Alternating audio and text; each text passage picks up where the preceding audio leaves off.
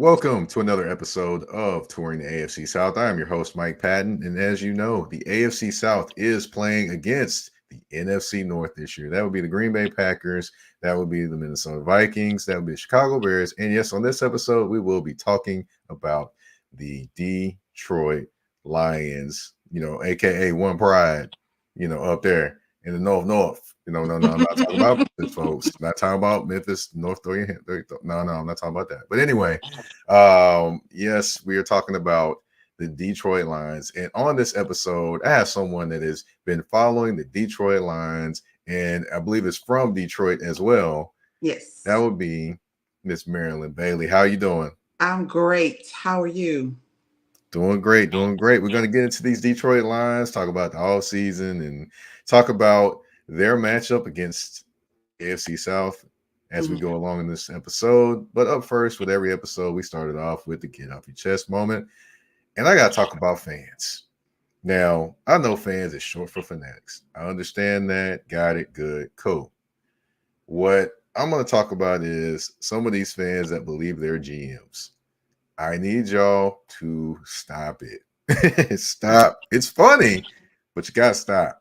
Because, looking out there at some of these comments, I'm like, nah, that ain't it. That comment ain't it.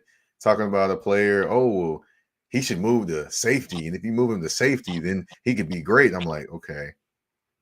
Have you ever thought that maybe he doesn't have the composite to move to safety? There is only a special few that have played cornerback that have moved to safety. That's one thing. Looking at particular players and like, we should sign this, we should do this, we should sign this player. There's a certain thing called the salary cap, people, and NFL teams have it. And it's a hard cap too, as opposed to what you all may think. It's a hard cap. It does seem mystical, I know, because the Detroit, not Detroit Lions, but the New Orleans Saints, I know, they always find some way to sign somebody. And it does seem mystical, but it is real. It is real. It's not the never-ending story with a big old pink dragon. It's real. So I just want to kind of tell fans, hey, chill a little bit. Let your team do what it do. And you cheer your team on from there. I understand you wanted this, that, and the other, and this player and that player. But, maybe your GM knows what he's doing. Or if he doesn't, then, hey, he's going to get fired. But, that's just what I have thoughts on. I know in Detroit, the GM up there definitely knows what he's doing, and he does kind of remind me of at times he reminds me of like a WWE wrestler with the enthusiasm that he gives. But hey, he definitely knows what he's doing. So you have any thoughts? Yeah, there could be times where, they may have said I've been aggressive in stands, but I'm just an avid supporter of the team, not just mine, but the team. And for me, there's a line, right? There's a line that you shouldn't cross as a fan, because I don't watch every college sport game. I don't know what everybody has at each squad, right, that could contribute to your team. So because I don't know that, then I'm not going to tell the GM, you need to bring in XYZ, right? I'm not going to do those things. That's, for me, that's just too much, right? There's things you only know this much, and that's just what's visual to you. And a lot of times most people are taking the thoughts of somebody else because it sounds good to them, and that's what they're rooting for and they pushing for. But for me, okay, let's see what happens. That's like when I watch the draft and they get so excited when they hear a name. I'm like, well, do you really know about that kid? Do you really know? Because I'm not an Alabama fan, but when they pulled in Terrion and I got to see some of the way he carried on, I'm like, okay, he bringing some of that fire. So he's going to fit in pretty good. I like that. So for me, let's just wait and see. What do they bring? How do they show up on the field when it's game day? So I'm not one of those, but I think they get a little excessive to the point where they act like it's their job on the line or they got money on the table. Get a little violent in the stands. That's a bit much. You can love your team. I love my city, but I'm not about to do nothing crazy. Well, speaking of crazy, Buffalo always do something crazy, through tables and stuff. But that's another story for another day. But yeah, you do have some fans that do get, personal in their attacks of people. And, that too, I want to talk about. Yeah, just personal attacks of people. Hey, chill out. Because what if the situation was flipped and that person came to your job? On your job saying, hey, well, you just suck handing out burgers. You just suck at giving people money. You're the worst. Mm-hmm. Down on the, that wouldn't necessarily feel the greatest to you. Now, not Right. that people shouldn't be able to understand and take criticism, but sometimes you take it just a little too personally. People do. If you don't know the story, you don't know the insides, you don't know their money, you don't know what they have, you let them do their work. Now if they being malicious in some things, which you really won't know until everything hits the fan, right? But at the end of the day, they have a job to do. And I can't tell somebody how to do their job, and I've never done it. Yeah, that's true. That's true. Gotta be mindful of that, fans. Stay in your place. Stay in place. Cheer the team on. Now, we did have a comment from Luther Brian Berry. Now, I will tell him this is not the Dallas Cowboys show, but thank you for tuning in. Enough I'll said, give right? him that. There you go. Yeah, I will look now. If the Cowboys were playing against the AFC South, sure, yeah, we can bring some people in, but not at this point. No. Right. No. Right. But let's talk about a team that went further than the Dallas Cowboys in the playoffs. That would be we made it to the playoffs, right? Detroit Lions. That's right. I'm just saying. We don't have those sad names anymore. Thank God. Well, yeah, definitely. They have subsided for right now. That would be the Detroit Lions. Now I got to ask. Last season, did you expect them to do what they did last season? Let me just say this as a somebody from Detroit and a fan, you always expect greatness. Let's just put that out there. But I will say the anticipation for them to go further was more. It started when they beat the Chiefs in the beginning, and I thought, a win is a win. It may have only been by 1 point. It don't even matter to me. The fact that they did that, right? And I thought, okay, well, maybe we can see something good. Season kept going, and the crazy calls and the chances that were being taken. I thought, okay, I'm loving it. We have an opportunity to really do something great here. People were talking, and then the buzz got bigger. The sportscasters were talking more and more about Detroit and what they're doing. Nobody expected them to be good. They said, okay, they might win maybe another game or two more than they did the previous season, but to watch them come out and find a way to close it in the end, did they dominate like some other teams? No, but they figured out how to get the W. And so for me, I just was on pins and needles, just excited about it, and just loving it for my city more than anything. So I got excited about where they were, and the chance they were taking were turning out to be good ones. It's like watching Curry take a shot, and anybody else's hands, it don't look right. But we were taking chances, and Coach was doing his thing, and I loved it. So the more we figured it out, I thought we could make this happen. And we won that first playoff game. I was ready for the Super Bowl. I was trying to figure out how to get back home and everything. I'm like, I gotta get home with my family so we can watch this game together, because this is amazing. Yeah. So the more we got in there and we kept figuring out how to do it, I thought there was nothing that could stop us, for sure. Well, yeah, definitely. I watching the NFC Championship game. They about to go to the Super Bowl. And then, unfortunately, things did not work out. It is what it is. Maybe took too many chances at the wrong time, perhaps, but that is the style of which Dan Campbell coaches. Put it all on the table. So, he's not gonna walk away and say I didn't do everything I could, right?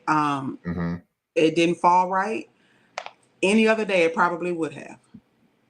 Yeah, I just think that day but that's okay. Was hurt a little bit. I ain't gonna lie. I was hurt. I didn't shed a tear, but I was hurt. But just the fact that we got there, it's more to build off on, right? It's more to say, okay, we have these things to work on.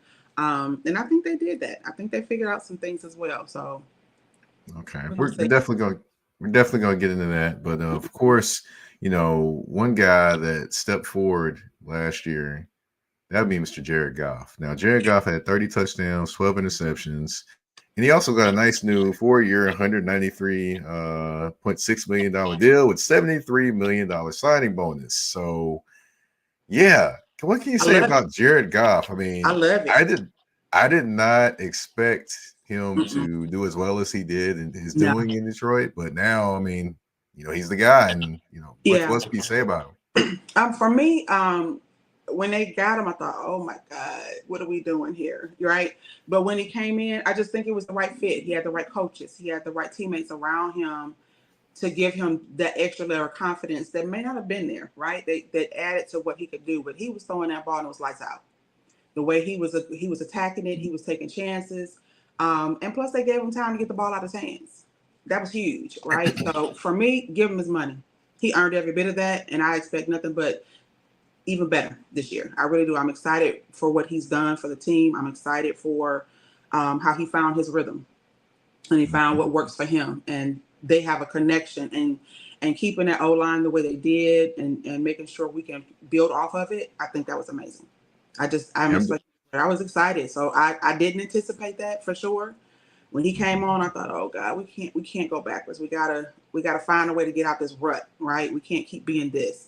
But I'm a supporter to the end. I don't care what win or lose. I'm saying, okay, Detroit Lions to the end. But I think I wasn't sure when he first came. Can he do it? Can he give us what we need on the offensive side of the ball to get those wins and to get us out that spot? But he came in, and to me, he shocked the world. He did. Yeah, I feel like he did. He shocked everybody. Yeah, he definitely shocked me and a lot of other people that thought it was over for him when he got there. One thing that was over too. What's that? The Rams thought it was over too. That's why he sent it. That's true. But hey, one won a Super Bowl out of it. Another one is getting better. So hey, it seems like it's worked out for both teams. Right. And I'm happy for Stafford as well, for sure. I was cheering for him because I wanted him to get that ring. So, but we got a good one too. Okay. All right. Now, one thing I say that wasn't necessarily always good was the defense of the Detroit Lions. Now, they did have some gaffes last season. How did they send your stress level watching them play? Let me just say this. I said like this many games because you see the play coming. And I'm like, oh God, they're going over there again. Jesus, just catch the ball. Just catch stop them. Just stop them. Don't let them catch it. The stress level was on 10,000 every game. Every game, because when you saw them, every team attack our secondary, we already knew what was coming. Every now and then we have a good play out of it, but most of the time, I just sat there. I was like, okay, I'm going to get a cup of water or something because I know what's about to happen. That was just disheartening. Up front we were looking good. It was just we just didn't have it, right? And so I think that was a challenge, right? Because that was always, well, what y'all gonna do? We know what's gonna happen. For me, it was, we were on 10,000. Me and my brother were like, if we can't figure this out, how are we going to get out of this? How are we going to figure out how to get a stop? And when they throw the ball, what are we going to do? If we can't stop this, if we can't challenge it, we can't contest it, how are we going to really make this happen? So definitely 10,001 every week. Had to sit down and take a break. Sometimes had to have a frosty beverage to recuperate. But it was hard to watch because I knew we could be better. Right, we were figuring things out on every side except for that spot. And they had a different level of faith because it wasn't much to change at the time. But that was hard to watch. That was the one place for us that was really, really, really hard to watch. And I'm a defensive girl, so we got to be lockstep. Everybody on the field has to do their job, and it just felt like we were lacking big time there. Gotcha. Okay. So, that secondary bit was quite interesting. You had a couple players back there, but you had some that just make you kind of wonder. And they did spend money on. But of course, we're gonna get into how they remade that secondary this offseason. But we're gonna first take a quick commercial break on touring the AFC South. EBO Beard Butter and EBO Beard Wash are two of the best beard grooming products for men worldwide.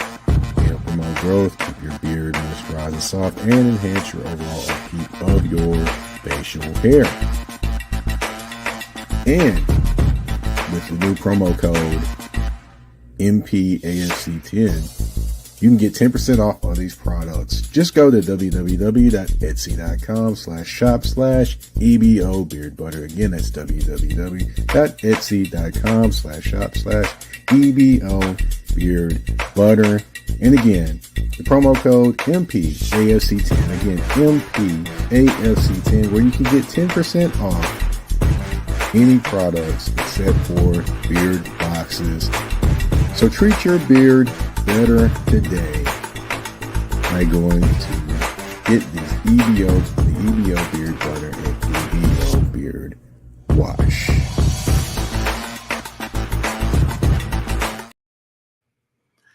And we are back on touring the AFC South. Shout out to EBO Beard Butter. Thank you for the product. Thank you for the advertisement as well. We greatly appreciate it here at touring the AFC South. All right, back to the show. Like I mentioned before the break, there was a lot of issues going on with the Lions secondary, and it seemed like they went to work on that this offseason. Mm-hmm. Now, I'm going to start with the draft. Okay. The addition of cornerback Tyrion Arnold, I feel it was needed.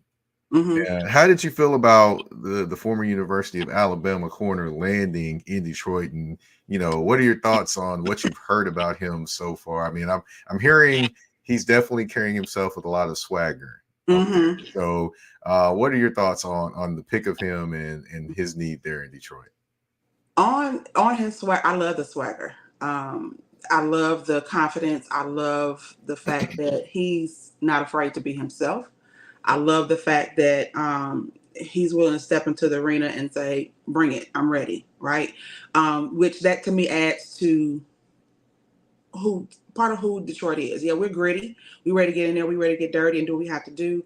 But I think the confidence adds to that. I haven't seen the grit, right? I haven't seen much of his play, but I think from what I've heard and seen so far, I think he's going to be good. I think he's going to be able to challenge and anticipate more than just respond.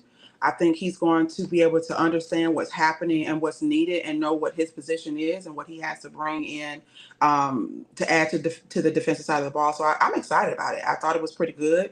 Like I said, I'm not an Alabama fan, but from what I've seen so far of what he's able to do, I think it was a good pick, right? I think he's going to add that fire to the game. I think he's going to be able to, like I said, the biggest thing for me is anticipate the play. Right? You watch film for a reason. You have a playbook for a reason. There are certain things you need to know about tendencies, certain things you need to understand about how a certain team plays and how they adjust to certain spaces because every team does something, right? And are you watching the film? I think he's going to be able to do that. I think he's intentional about adding to the team and about being productive for the team. But I also like the fact that he's not afraid of the challenge is what I'm seeing from him so far. So I'm excited about it. I think Detroit, what they did in the draft, recognized where their issues were and they went after it, which that's exciting. I just want everybody to stay healthy, right? Some of the young guys, a lot of times they come in because they think they understand what's going to happen in NFL, and sometimes they get injured, right? And so I just want them to stay healthy. I want him to stay confident. I don't care what the attack is. Even if he makes mistakes in the beginning, you're a rookie, right? For me, I'm going to say from Maryland, I give grace in that. But I want you to stay that way. I don't want you to change because the challenge got deep, right? So I'm excited about what he brings to the table, about the swagger that he has, and that he's not afraid of the challenge and willing to step up to do what he has to do to make an impact on the field. Okay. All right. Now, they did draft another cornerback in Enos Rakeshaw out of Missouri. Mm-hmm. From what I'm hearing, he's a talented corner, and he could be in the mix as well, potentially. I mean, it was very intentional in terms of them drafting corners. I mean, did you like that they went first to corner off the bat? If you watched the game last year for the Lions, absolutely. That was our weak spot, right? And so for sure, I was like, yes, that lets me know that it let me know this as a fan, that they saw where their weaknesses were quickly. They didn't wait to, third, fourth round to figure out, okay, they right off the top, this is what we need help with. Let's add to, they kept certain pieces, right? Let's add to where we're weak at and let's build off of that. So for me, I was like, good job. I loved it. So that lets me know they're in tune with what they need and where they were weak. Okay. All right. Now, do you have any thoughts on any of the other draft picks? I'm going to go over those real quick. Fourth round, Giovanni Minu, offensive tackle, British Columbia, which basically probably from a college in Canada. Another fourth round pick, Sione Vaki, I'm sorry, safety out of Utah. Sixth round pick, Makai Wingo, defensive tackle, LSU. And sixth round, Christian Mahogany, offensive guard, Boston College. To me, I think the more important pick is Makai Wingo and more Christian Mahogany, just because I think those are other positions that they needed help in terms of the interior line and the interior defensive line. Did you have any thoughts on any of those other picks that they had or anything like that? I think for me, what it was for me was they also recognize they have to sustain and they have to build, right, and have to maintain what they have. So for me, I thought that was good. It wasn't nothing that's like majorly stand out. I didn't really know much about some of the guys that they picked up. But I also thought it was huge to know that you need to maintain that O-line and that you got to do things to build on what you have. So for me, it was awesome. I mean, I'll take it. Like I said, I'm not one of those ones that say, okay, that's a problem. Now if they didn't do any corners, then I said that's a problem. But for me, I think adding to you tackles and making sure you can stay where you are, because we know there's injuries there, right? We know that there's some guys who are not 100%. So staying on the ready, I think that's helpful. I think I was smart to do that. Got you. Okay, now we're going to switch over to the trade and free agent pickups. Now they weren't done in terms of getting corners just because they drafted corners. They did also trade for a veteran corner from Tampa Bay who has won a Super Bowl winning corner, by the way. That would be Carlton Davis. Now Carlton Davis is a talented corner. He's done a few questionable things on the field, but he's a talented corner nonetheless. He does trust his ability a little bit too much, but in adding him, you basically get rid of Cam Sutton, which I think he went back to Pittsburgh. Actually, he actually went back to play in Pittsburgh. There's a whole other story about him, but we not bringing that to here today. But out goes Sutton, in comes Carlton Davis as another veteran, but actually a Super Bowl winning veteran. Do you like this pickup along with Rakestraw and Terrion Arnold? I do. We're not gonna bash anybody, but I wasn't sad Sutton was traded out. I'm not upset about that for sure. I think he does bring a different level of experience, which you got to have a vet, right? You got to have somebody who's done it before. And I think because he's got that Super Bowl experience, that's going to help Terrion. That's going to help him understand what you have to do to the next, not just what we have to do to win, but how do we get to the next place, right? How do we not just win a playoff game and not just win our conference, but how do we get over that hump to get us to the Super Bowl? And I think that level of experience is much needed. So I'm okay with it. Yeah, there's some questionable things that have happened for sure. But I still think he's got that next level experience that they need in a vet to help your rookies on the field. So I'm good with it. I'm good with it. Now, you did lose some pieces up front, actually. Let's switch over to the offensive line. You did lose one key piece up front, actually. That would be Jonah Jackson. He signed with the Los Angeles Rams. However, you did bring in a veteran in Kevin Zeitzer. He's 34 years old coming in. So are you okay with him instead of a younger piece? I mean, he's an older guy. He's been around the block a little bit. Yeah, I wasn't 100% with that one, only because we suffer injuries on our O-line. And that's where I was concerned with. Yeah, he's got some experience, but he's older. And I think we've got to find a way to be in the middle somewhere along the way, because we can't afford an injury in that space. We just can't afford it, because we got to keep Jared safe. We got to keep him injury free. So I wasn't like, but again, like I told you earlier, when it comes to being a GM, I'm not a GM. Maybe there's something they saw that I don't see. But I wasn't 100% pleased with that one. That was the one move that I wasn't happy about. Yeah, you got the vet, you got the experience, but how much time do we really have, right? Are we going to make it a full season? I don't know, because he's got to take on a lot, right, and to be in that position. So we'll see as we go forward. I just wasn't 100% on that one. I wasn't. That was the one spot I wasn't 100% about. Mm-mm. Well, the one thing I will say is, they did pick up Christian Mahogany again. That's a 6th-round pick from Boston College, and Boston College has been known to Yeah. produce some good offensive linemen. So that's one thing that you may have in your back pocket there with your Brad Holmes, the GM of the Lions. Yeah. Yeah, I would agree with that for sure. I would agree definitely for sure for that one. So I'm hoping between the two, they'll be able to play off of each other, and we'll see some goodness out there. So I'm not, like I said, I wasn't, but I wasn't like, oh my God, why'd you do that? No, I was like, okay, so maybe there's a balance there that they're looking for between the two, and there's a skill set that maybe I haven't seen, right? And so I'm excited. We'll see. Mm-hmm. I'm not all negative about it, but we'll see. Got you. Now, you did pick up another veteran as well, but this time as a defensive tackle. That would be DJ Reader. He's a guy that can, he's definitely a solid tackle. He eats up blocks, can definitely help you in the running game, and can get pressure on the quarterback. He doesn't have high sack numbers, but he's an interior defensive lineman, so I wouldn't expect him to have great sack numbers, but they're not necessarily great in terms of a defensive tackle. So, in bringing him in, he's a guy that eats up blocks. He's a veteran. He has had some injury issues along the way. What did you think of that addition to this defense and what he brings? Yeah, I think it'll be good. I think adding to what Hutchinson can do, I think adding him in adds that extra fire. So where we were not just leaning just on the one, right, to get after the quarterback. I think it adds it so we're not just on one-sided with it. So I think it's going to be good, right? But that's, again, like you said, with the injuries, that's my biggest concern is we got to stay healthy for these players to be impactful and us to go where we're trying to go. That was the concern. Whenever you get a vet, that's always going to be one of the things you look at. What is their history with staying healthy throughout the season? What tendencies do we see there?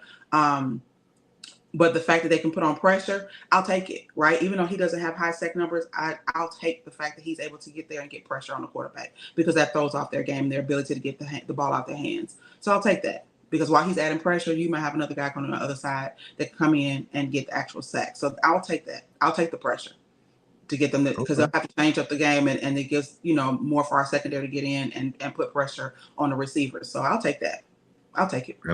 I know one guy that's loving these defensive additions. Well, that would be Mr. Brian Branch, because he actually gets to play safety now, probably, as opposed to playing safety and slot corner. And this now he's probably going to be a full-time safety, and you'll probably get to see the potential of what he can do. And then also, of course, he played with Terry and Arnold at Alabama. So there we go. You have two Alabama teammates together again. Yeah. So like I said, I'm not a big Alabama fan, but they got some guys, and they coach them up in a way that makes them impactful day one. So I'm excited to see what they put together for the seasons coming up for sure. Yeah. And so, Nick Saban did actually coach the defensive backs, by the way. So that, for those that don't know, he actually coaches the defensive backs. He still did that until he retired, which is amazing in its own right, that he even has time while coaching a whole team to coach the defensive backs. Yes, that skill set. So I'm excited. So they came in and I think they have the grit. So I think it's gonna be pretty good when we see it. All right. Well, we're gonna take another quick commercial break. When we get back, we're gonna talk about these matchups that these Detroit Lions have with the AFC South, on tour in the AFC South with their host, Mike Patton.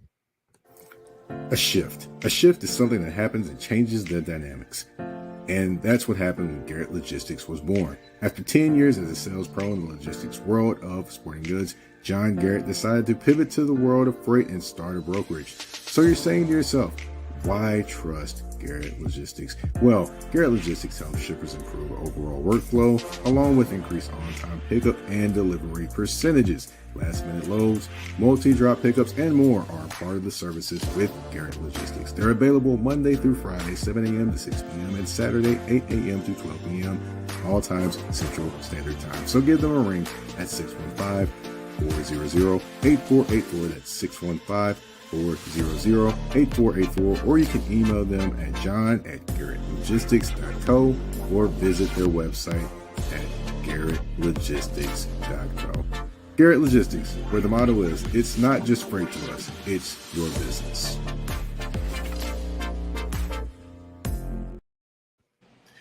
All right, and we are back on touring the AFC South with your host Mike Patton, and like I mentioned before the commercial break, the Detroit Football Lions. I don't know why I'm saying Detroit Football Lions, but it's funny. The Lions are facing the AFC South this year, so it wouldn't be an AFC South show unless I actually got into those matchups. And I'm going to start with them facing the Tennessee Titans. Now, when they see the Tennessee Titans, that secondary or remade secondary is going to be tested because the Tennessee Titans not only have DeAndre Hopkins, which hopefully he's back from injury at that point. Yeah. He has a knee injury he's dealing with. And then you also have Calvin Ridley, who they brought in from the Jacksonville Jaguars. You also have Tyler Boyd, came over from the Cincinnati Bengals to play for his old offensive coordinator. You also have Pollard in the backfield as well that they added, and him and Tajay Spears will probably be going back and forth, playing tailback or playing running back, I should say. And then you do have, the multiple tight ends that they have. Does that amount of weapons that they've added? How much? I know that would stress you last year, but this year, what do you think about those type of weapons to have to take on in a game? It's gonna be everybody's gonna have to be on 10. Honest to goodness, because it's not just gonna be our secondary's gonna have to step up.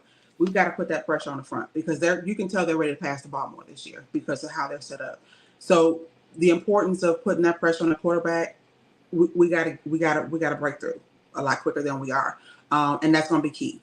So I think it can't just be a focus on the line, and it just can't be a focus on our secondary. It's got to be every man has got to be ready, right? We've got to be ready, anticipating what's going to happen. It's going to be, I think it's going to be a little more difficult challenge than some are expecting. I'm for it. I think it's good. We need to see that. We need to be able to handle that because we're gonna eventually see the Chiefs again. So I think it's going to be definitely help us prepare, but it's going to be a more focus on a pass game, and so I'm hoping we're able to step up to the challenge and handle that as they do that. But I think on the initial pressure on the front, that's where it's going to have to start. We're going to have to be able to attack them quicker. We can't give them all the time in the world to get the ball out of his hands and figure out the play and then throw us all to the side. So I think it's going to be huge all the way around. It's got to start on that line, adding that pressure, breaking through, going after that quarterback. We're going to probably see a lot of spin moves out of Hutchinson this year, I think, when we play them, which is going to be big to break away so he can get after the quarterback. That's going to be huge for us. So it's going to be an attack all the way around. We can't just focus on one or the other and say, okay, we can hold back. No, we got to put that pressure on the quarterback, make it more difficult for him to get the ball out of his hands, and we got to be able to anticipate the play. We gotta be locked up with those receivers and those tight ends. We gotta find a way to play man, and then when they try to spread us out, we gotta figure out how to cover that as well. So it's gonna be necessary to play all the way around for sure. Now, one thing I will say that's going to be interesting as well, if you flip it over with the Titans defense, they have basically a duo they did not have last year. Now, if you speak about the Detroit Lions and their issues in the passing game, in terms of covering the passing game, the Tennessee Titans definitely had their issues. They could not stop anyone on third down last year. So what do they do this offseason? They go out and get two veteran corners, and one of them being arguably the best corner in the NFL last year, and that'd be L'Jarius Sneed from the Kansas City Chiefs. They have him. They brought over Chidobe Awuzie, who is a corner that was playing for the Cincinnati Bengals. These two are locked in as the starting corners. Chidobe is dealing with an injury right now, but I believe he'll be back for week 1. Well, we'll see, but I believe he'll be back when it's time to face Detroit. Yeah. But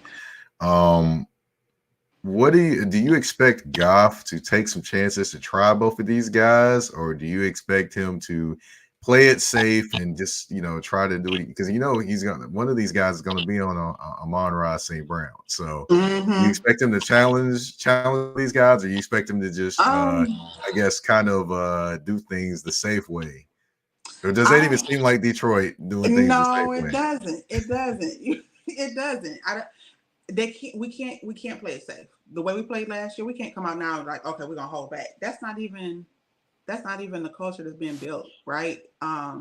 They're definitely going to go after them. They're definitely going to challenge it. I don't think they're going to play it safe. I mean, at this point, because nobody's going to be shocked anymore, right? At Detroit and what they come with and what they can do on the field.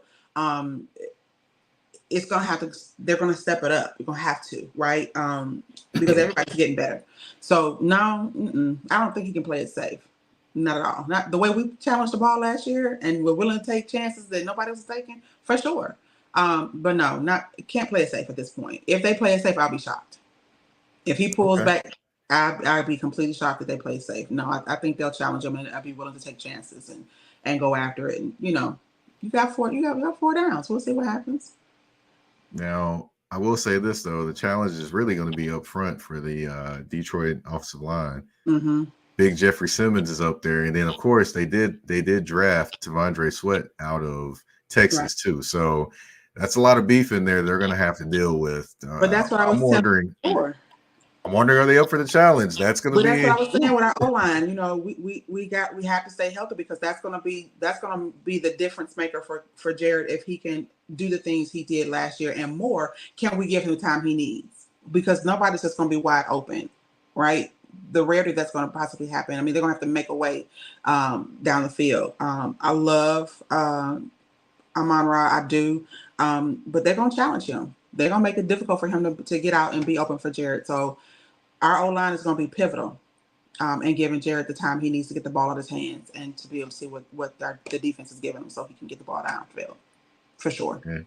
Big Jeff is definitely going to be ready in that game. For sure. Yeah. I just need Jameer to be healthy because that hamstring, that's one that lingers. It does. And you think you're okay and you come back and you're struggling. I need him to be good because that's another piece that makes us really good offensively. So I'm hoping that it's not crazy and that he doesn't rush the rehab, right? Mm-hmm. We got this week, and I hope last week he did what he had to do so he can be 100% because that's going to be another key factor for us too. If we can't get the ball down the field, we got to be able to run it. Are y'all trying to become the Detroit Crimson Tide? Because y'all have drafted 3 in the first, 3 in the last couple years now. So I don't know, but I mean, they see something that's going to be good for us, and they're able to add to it. So if the pot is good, why not go after it? I understand. Now, you did say about protecting the quarterback, and of course, this is the Jaguars. That's going to be a little tougher because you have 2 edge rushers that can wreak havoc in Josh Hines-Allen and Trayvon Walker. Now, these 2 combined for 27 sacks last year. That's the game I'm worried about. Your offensive tackles, they're going to be on high alert that week, I would assume. And then also, of course, they did add San Francisco defensive lineman Eric Arnold to play basically interior for them, and he's 6'7". And playing that's the game I'm worried about. I have no hesitation to say that's the game I'm worried about. Can we handle it? Can we give Jared Goff the time? I think the play calling will be a lot more creative that game because of that. Oh Lord, Sewell. I just got a notification about Sewell, so let me not look at that. That's going to be the challenge for us for sure. And can we handle what they come with? That's going to be a tight game. It really, really is. So what we looked like last year against them is not going to be the same. We're going to have to be much more creative in our play calling. So that's going to be a tough game. That's going to be a tough game for sure. All right. And the one thing also I would say is Tyson Campbell is their best corner. Him versus Amon-Ra St. Brown is going to be interesting. And also Carlton Davis versus Christian Kirk for the Jaguars is going to be 2 interesting matchups to watch. And also I expect them to test the Jaguars in the running game because the Jaguars weren't exactly the best stopping the run last year. So I could see Montgomery and Jameer definitely having the time trying to run it though. Yeah, that's why I said I need him to be healthy, right? I think we'll be challenged. We'll be on the ground more for that game because what the Jaguars have. So I'm a little concerned, but we'll probably run the ball more that game, I think. So, but Jameer's got to be healthy so we can have both him and Montgomery to be able to do it. So that's the game I'm concerned about for sure. And I think they're a lot more healthier than we are right now. So. Got you. Now, I will say, you spoke of that game being concerned about, but the Houston Texans are always a concern. I Yeah, mean, look at the weapons they had. They had Stephon Diggs to go along with Tank Dell, who's going to be back full season this time because he that's broke his gonna be leg a last that's gonna be a shootout. That's gonna be a shootout. That's gonna be a game where the ball is gonna be in the air a lot. Um, year. I'm a Michigan girl to the end, so CJ Stroud, I'm like, ugh. And now how I do with him, he's great. He's doing amazing. It's just Hmm. I'm a Michigan girl, so we got to pounce hard that game for sure. But that's gonna be a shootout for sure. That's gonna be a Yeah, shootout. It's gonna be down and dirty when we play Jaguars. It's gonna be in the ground. But that game when we play the Texans, that's gonna be a shootout. I would think it would actually maybe be the opposite, just You think because so? the uh the Texans are going to be thin in the interior. So that would Mhm. be another game that maybe the Lions would run the football at them a little more because I believe correctly. I'm not sure exactly, but I know Danico Autry is suspended 6 games, and I can't remember exactly when the Texans Okay. played him. Hmm. And he's their best interior or defensive lineman to me, Hmm. but he's going to be suspended 6 games. If they play him during that, they're definitely going to attempt to run at them. But if not, even then, they're still probably going to try to run at them, which I'm excited to see how the Texans kind of overcome that in terms Hmm. of not being the strongest in the interior of Yeah. their defensive line. And then also want to mention too, while we're at it, we're talking about rookie defensive backs, and of course we talked about Terry and Arnold. But the Houston Texans might actually be starting a rookie defensive back in Kamari Lassiter from the University of Georgia, Okay. because at their corner opposite Derek Stingley, there's Hmm. been a kind of a competition. And from what I'm hearing, Kamari Lassiter, the rookie second round pick, University of Georgia, might be the guy over former first round pick, which this guy, Jeff Okudah, and Yeah. another former first round pick from the Jaguars, CJ Henderson. So Mm. That's you gonna could see a work. rookie. Yeah, not yeah. I don't know. I think they're gonna try to keep the ball in CJ's hand. We gonna see. I don't know. I just think it's gonna be a dirtier game with the Jaguars than it's gonna be with them. But we know, like you said, we'll see who shows up that day. But I just have a feeling that they like what they have in CJ and that he can get the ball down the field. That's what they're gonna attack Mhm. it because they're gonna Yeah, still it'll think be we're weak. interesting. They're gonna still think we're weak in Mhm. the second place. So I think that's why they'll go after that. Now they may have time change that, but I think on the front they'll start there for sure. Okay. All right. And now we're going to talk about the Colts and finish everything up there.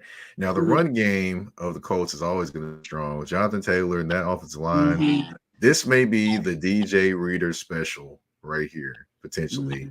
So, definitely going to have him gassed up and ready. And then, Hmm. another thing to watch for is Juju Brents versus Amon-Ra St. Brown. Now, Juju Brents, I don't know if you're familiar with him. He's Hmm. 6'3", 198 pounds, and plays corner. So he's in the mold of a Richard Sherman type corner. Yeah, yeah. And Gus Bradley, the defensive coordinator, was the Hmm. defensive coordinator for the Legion of Boom when Richard Oh Sherman, Cam wow. Kessler, and all those guys there. Yeah. So, that ought to be quite an interesting matchup, in my opinion. And then also the Okay. other matchup, Michael Pittman Jr., the wide receiver for the Colts, versus Carlton Davis. Now, Yeah. I can expect that that's going to be a physical matchup because Michael Pittman Jr. is a physical wide receiver. He's not a pass Hmm. wide receiver, he's a physical wide receiver. So, what are your thoughts on that game and things like that? Stuff like that makes me feel like it's gonna be chippy. We gotta be careful of the penalties. That's gonna be one of those games I feel like we gotta keep our head from the beginning to the end because the Mhm. penalties, like sometimes they can make or break a game for sure. And so I think that's gonna be a game we gotta keep our head and the challenges, right, are gonna be tough.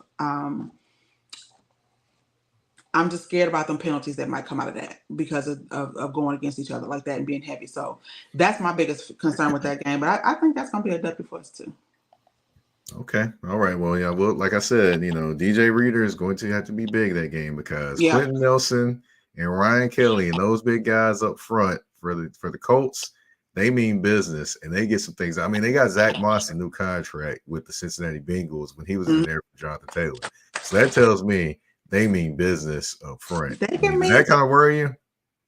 they got to get greedy. They got to be able to handle it though. So it's going to be that's going to be a defensive game for us. To me, that's going to be a game where our Mhm. defense has got to step up to the plate. But again, like I said, be careful and keep your head throughout the entire game because I feel like that's going to be a chippier game. And Mhm. the penalties and stuff are going to be real crucial for us. So we got to be understand what the task at hand is and to know where our challenges are. and be able to attack the ball. We got to be able to do it first snap to the end. But it's going to be chippy, and that's going to be a game I'm concerned about penalties for. Got you. Well, we have reached the end of the show, but of course we do have a game.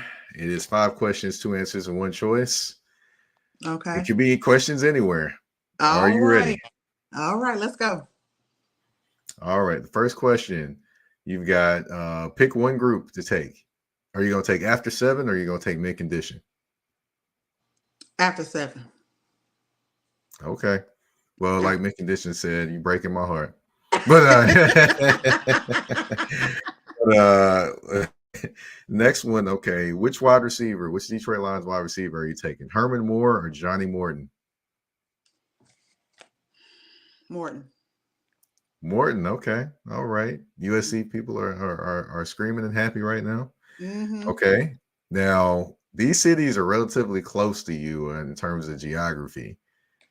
Toronto or Chicago? Which city would you like to visit more? Chicago.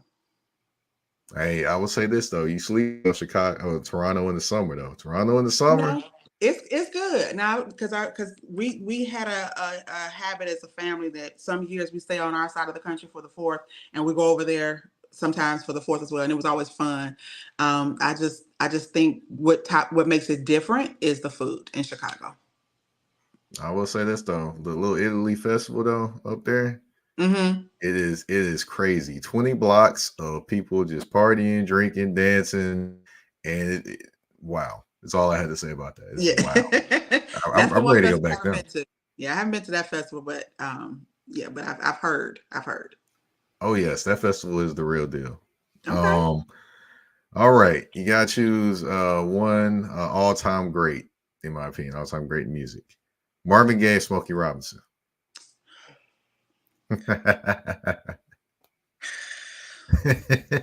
Oh man, I'm gonna say Marvin. Never said they were easy questions. No, that's a tough one. Ooh, but I mean, this is by barely that much. But I'm gonna say Marvin. Okay, all right. Now we're gonna go back to 90s TV shows, which I love 90s TV shows. Mm-hmm. So I'm gonna pick 2 of them, and both of these actually played on the same day on the same channel. Okay. I'm pretty sure I know which one you're gonna pick, but I'm gonna say it anyway. Okay. Living Single or Martin? I knew you was gonna say those 2 shows. Oh my God. Gosh, I'm gonna say Martin. Living Single was my show. Living Single was my show. I loved it. I loved everything about that show. I'm gonna just say Martin. Okay. All right. Now you know the funny part about that show was everyone used to think that was Erica Alexander dancing in that shadow when opening the show. Everyone that wasn't her at all. Nope, it wasn't. That was not her. Also, the crazy thing was they wanted to write Max out of the show, which was insane. So they didn't even want Max on the show at the start the show, but of course, you know, they fought hard. Yeah, it's just crazy.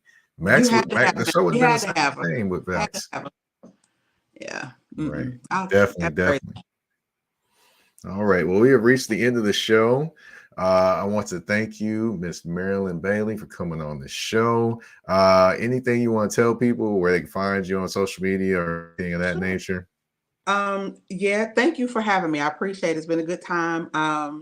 And they can, everywhere I am, I'm Ms. Lady M on Instagram, and I'm by my full name on all other platforms.